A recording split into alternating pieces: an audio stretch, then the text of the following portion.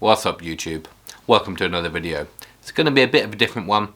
Today we're going to go foraging, we're going to make some bread, we're going to have a little walk in the English nature. It's a beautiful day, it's almost spring. Let's go.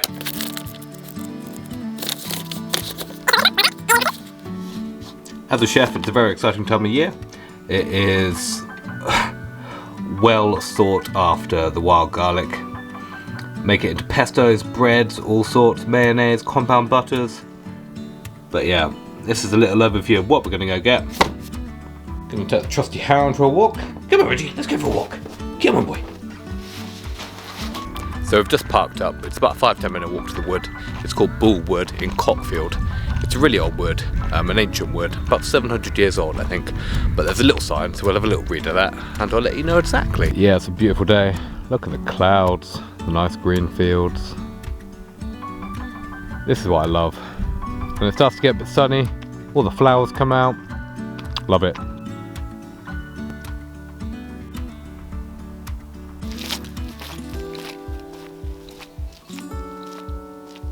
So yeah, I'm not 100% sure what to do with the channel. Ooh, almost slipped over. I've got a lot of ideas, I've got a lot of things I like doing. I don't want to be stuck just doing candles. That was the initial idea for the channel, to make a candle channel. But I don't want to niche down too much.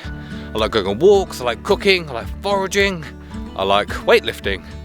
There's a lot of things I like doing, so I might just keep this channel as sort of like a creative outlet.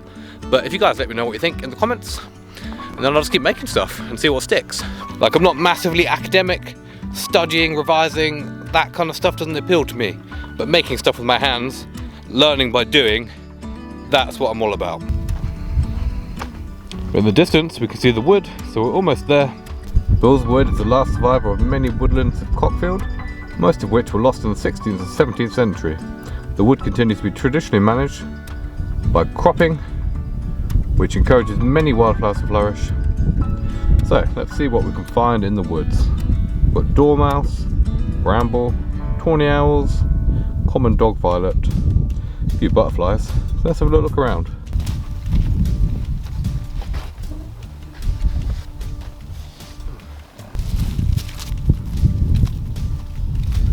I think what we'll do, if we can find some wild garlic, maybe make some wild garlic butter, some little loaves of bread, and we'll just keep it nice and simple.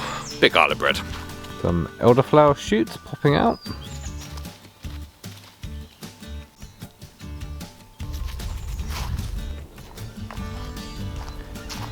Look at that old turned over tree, that's cool.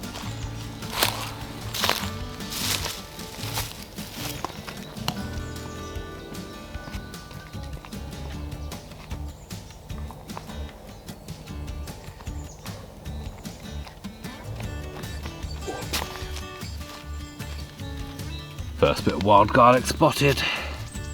Yeah, give it a sniff Reggie. Wait. But you can smell it here. I think this is the spot. This is where we're going to pick a little bit.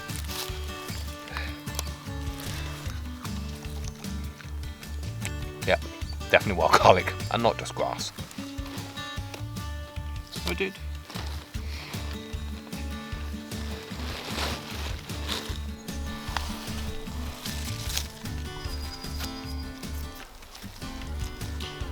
Reggie sort of looking at me like, what the hell are you doing Dad? Why are we just here looking at leaves, having a little nibble?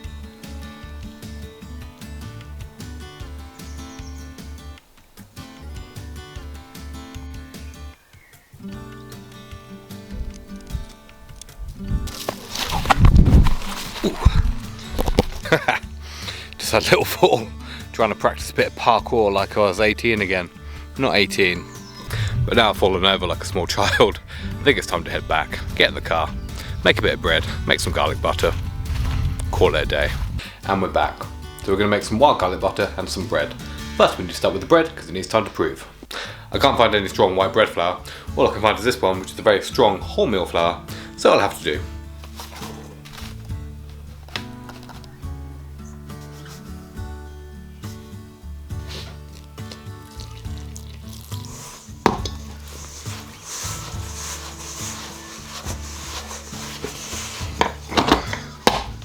That's about as far as we can get with a wooden spoon. We've got to tough it out and get our hands in it now.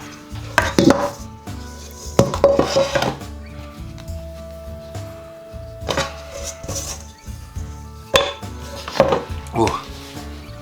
Now kneading will take about 5 minutes, but you really need to put a bit of oomph into it. At the moment it's just dust, so we're going to knead the bejesus out of this. Because it's wholemeal, it's got maybe a little bit less protein, and it'll be not as stretchy because of the lack of protein, so it's going to need a lot more work. So let's get to it.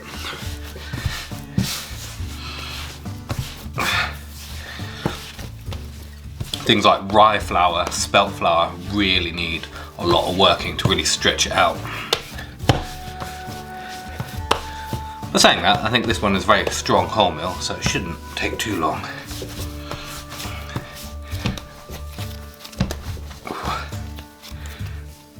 It's a lot more stretchy now. Takes a while to pull a few holes in it, but we're almost done. Getting there. So what we're going to do, we're going to pop it in a bowl, let it proof for about an hour until it's doubled in size. Might take a bit longer, but the dough is quite warm, and I'll put it in the airing cupboard next to the boiler, so it won't take long.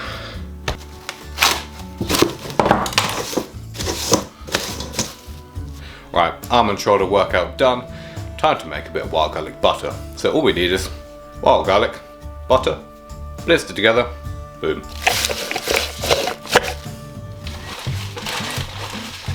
So we're just going to shove in loads of wild garlic.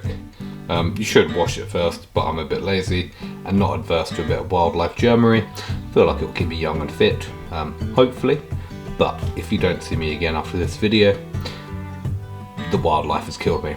But anyway, I digress. We're going to get the wild garlic, blitz it with a bit of oil, then mush it around with some butter. So, get a little pulser thing, get one of them. Smash a load of wild garlic in it. Then a bit of oil, give it a pulse.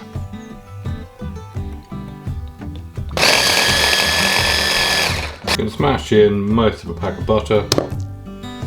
Now I need to get my hands in it, mix it all up.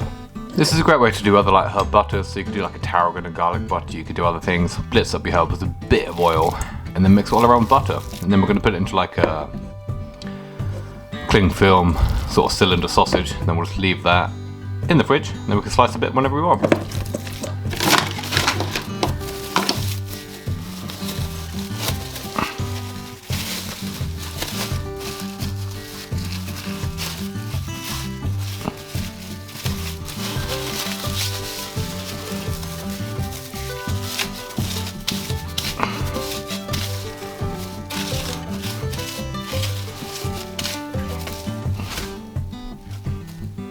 Butter done. So the bread has doubled in size. Nice. We'll tough it out, and then we're going to weigh them into little balls and prove them again for a second time. We're going to weigh them to 100-gram balls, and we'll do them into little sort of burger bun type shapes.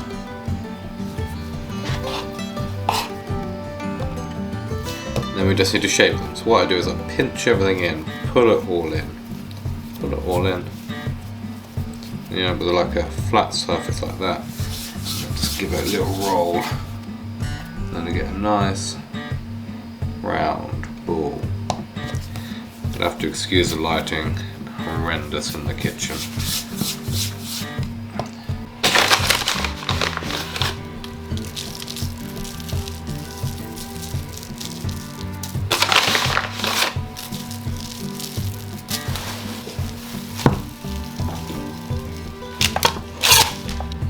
We're about double in size. What you want to do is preheat your oven to 200 degrees.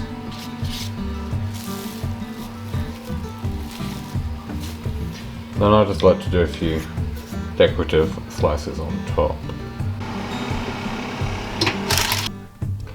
Here we have it, the finished bread. I had to wait until the next day because the light got so bad in the kitchen.